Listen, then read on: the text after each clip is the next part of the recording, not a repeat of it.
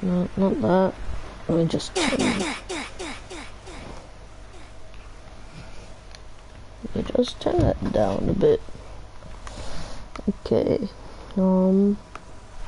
Should be live. No.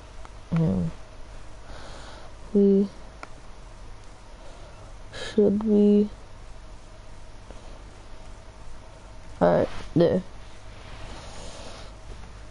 Okay, hello guys, and welcome to a horror storytelling thing. I mean, I don't know what to call it, but yeah, I'm just gonna be telling.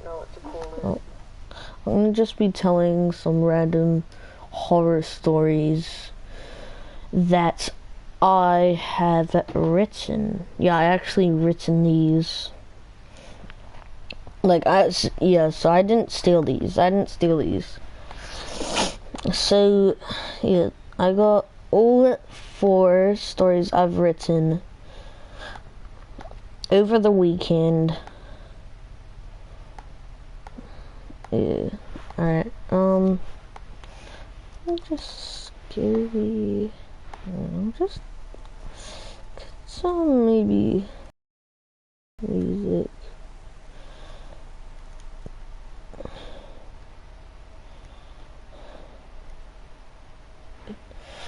Just quickly menu. Just turn it down more. Alright. Hang on. I'll just.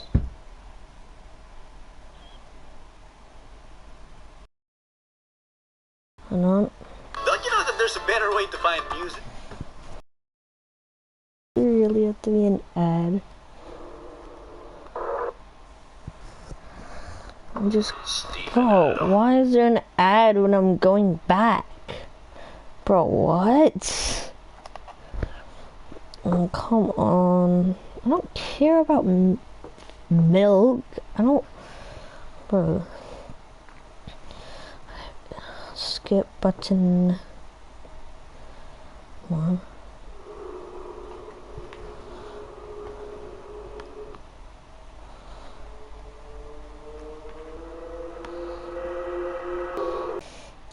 Let me just get to my live stream so I can see. Alright.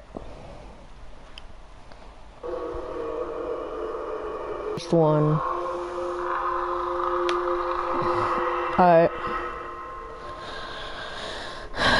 Alright, this is like a series I've made. I might make it like, I'm just like gonna keep writing horror stories. But this is The Haunting and The Blood Legs. I got ChatGPT to do the names, so don't blame me for the bad names. We're still. What? Hey, what was that? Was that like?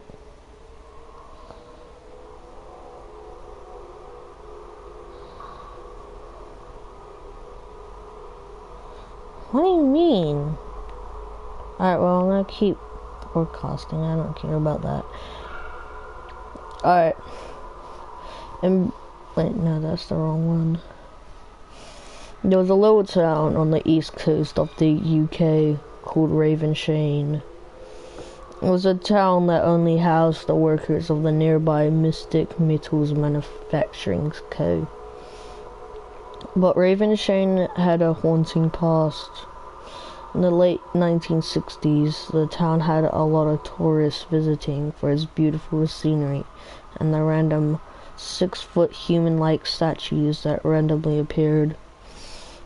The statues were being moved a lot at night, and the residents in Ravenshane was wondering why they moved at night. Those statues weren't on a foundation, and they weren't bolted or stuck to anything. So the residents thought people moved them around, but in reality, it was spirits trying to warn them of the Bloodlegs. The Bloodlegs are a white and blue creature that crawled on all fours and had haunted and killed people in the 18,000s and in the 18,000s. 1805 was the year that the population of Ravenshane would go down to 186 residents. The workers on the night shift at MMMC, which is Mystic Metals Manufacturing Co., would report seeing a ball of light moving or running away from a creature on all fours. When they look outside, but in Ravenshane there was a group of kids who were the sons of some of the workers, and they knew what would happen if they went outside and encountered a Bloodleg. The kids always would warn their parents what would happen if they went outside at night, but they don't believe them. One afternoon, the kids got together and were determined to hunt down a Bloodleg. So they grabbed flashlight, knives, and some other gear that would help them hunt one down. At around 11:50 p.m., the kids went out on their journey to find a Bloodleg. They checked the empty streets and the abandoned houses and the buildings that have been rotting away for 150 years. When they stepped foot on the beach, the town started getting consumed by the darkness, and they felt something pulling on their shirts. Then one of the boys got dragged into the darkness, and the other boys ran back to the town, but nothing was there. It was just an empty field of dirt. The next morning, the parents reported the missing children, and a team of investigators arrived at Ravenshane. At about 5:37 p.m., one of the boys was found alive in a tree with a ripped shirt and a large amount of scratches. At 7:23 p.m., the investigators got called and got told that one of the other boys had been found dead in a field on the west side of the UK. All the residents left Ravenshane, and the town was left to rot until a guy named Ethan Anderson bought the rotting town and was going to turn it into a huge shipping company called Blue Wave Logistics. When construction started, Ethan learned about the Bloodlegs and decided to kill every one of them near his land. So he hired trained military guys to hunt for them, and he bought everything they would need to hunt one. The first night of them hunting, they managed to kill a Bloodleg, but the second night would be their last night. An unknown guy had secretly captured 15 Bloodlegs, and he didn't like the idea of the shipping company being built there. So he drove to Ravenshane and released all 15 Bloodlegs into the wild. They killed the military guys, and over a few nights they killed the people who were driving past Ravenshane. Ravenshane has since been closed off from the public, and Ethan later on died in the electric chair because the Prime Minister accused him of being the reason of the death of the military guys. To this day, people report Bloodlegs looking down at them from the hill that separated Ravenshane and a little village next to the hill. The Bloodlegs.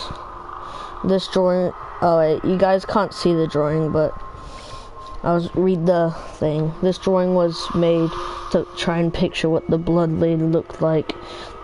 The night shift workers at MMMC were interviewed, and an artist drew what they described it as. The Bloodleg is a creature that haunted the east and of the UK and the west. They would find quiet areas to live, and if anyone disturbed them, they would be attacked immediately. The Bloodlegs attack like cats or dogs, but when they start biting you, they would grow out more teeth to make a bigger bite. They killed more than 15,984 people in the live and killed 139 more during 1806 and 2003. Alright, that's the first story. It's like probably like maybe like 100 words. No, probably 200. Alright, the next is the Shadow Stalker. In Verdant Haven, Kentucky, USA.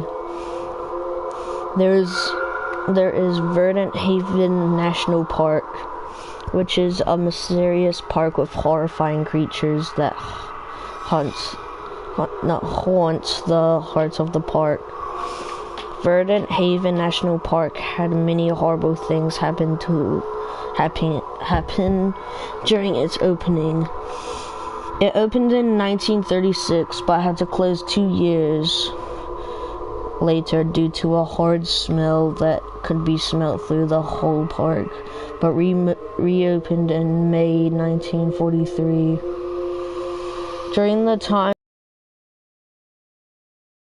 it faded away, but no one knew why the smell occurred. On September 15th, 1943, at 9:57 p.m., a report was made of an 8-foot-like figure spotted hitting a tree repeatedly with a knife and whistling.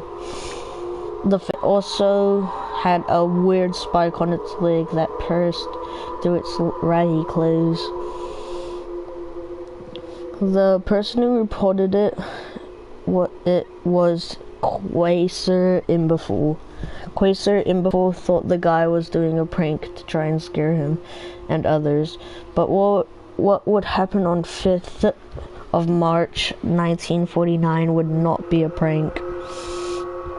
It's 5th of March 1949, and since it's the holidays, lots of people come to Verdant Haven National Park to have a good camping experience. A family of 4 of the Everglades were sleeping in a cabin for the night, but around at 4:34 a.m., someone or something bashed through the door. The thing stabbed and killed the family and left 4 pigs hanging over their beds. At 12:56 p.m., people noticed the hanging pigs through the window and reported it to the park staff. The staff had to wear hazmat suits because whatever killed the Everglades had left a toxic trail that was like slime. Quasar was one of the people that reported the hanging pigs. He decided to take some of the slimy toxic stuff to his house to run some tests. Quasar left Verdant Haven at around 2:57 p.m., but something was following him. At 3:20 p.m., Quasar notices a guy sprinting after him who looked like the guy on September 15th, 1943. Quasar sped up, but somehow the guy was faster than the car, and he managed to jump on Quasar's car. The guy started to rip up the roof of the car to grab Quasar out the car. The thing makes a hole and finally grabs Quasar and brutally murders him. The car ended up crashing, and when the cops arrived, they found Quasar's diary. It had lots of questions he was writing down, with some of them having an answer below them. One of the pages had a lot of information about a creature called the Shadow Stalker. But as the cop was reading it, there was a lot of shuffling in tall grass. The creature who murdered Quasar came out of the grass, and the cop matched it with the Shadow Stalker.